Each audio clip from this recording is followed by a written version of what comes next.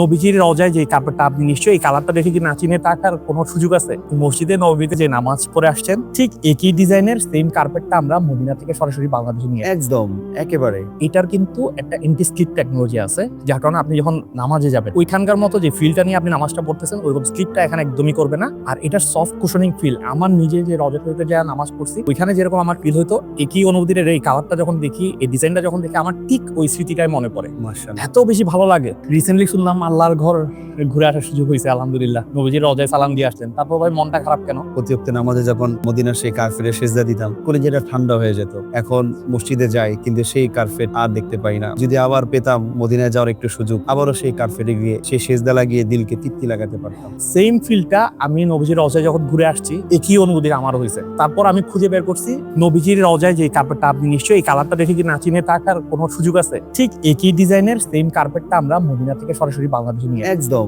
একেবারে। আর এটার soft cushioning feel, আমার নিজে যে রজতে যা নামাজ পড়ছি ওইখানে যেরকম আমার ফিল হতো, একই অনুভূতির এই কালারটা যখন দেখি, এই ডিজাইনটা যখন দেখি, আমার ঠিক ওই স্মৃতিটাই মনে পড়ে। মাশাআল্লাহ। এত বেশি ভালো লাগে। আপনি সুন্নতটা এই জায়নামাজটা একটু দাঁড়ায় পড়ে দেখেন, আপনার সেম অনুভূতিটা আপনি ফেরত পাবেন ইনশাল্লাহ। আপনার দেখবেন মন খারাপের কারণটা অনেক বেশি লাঘব হয়ে যাবে।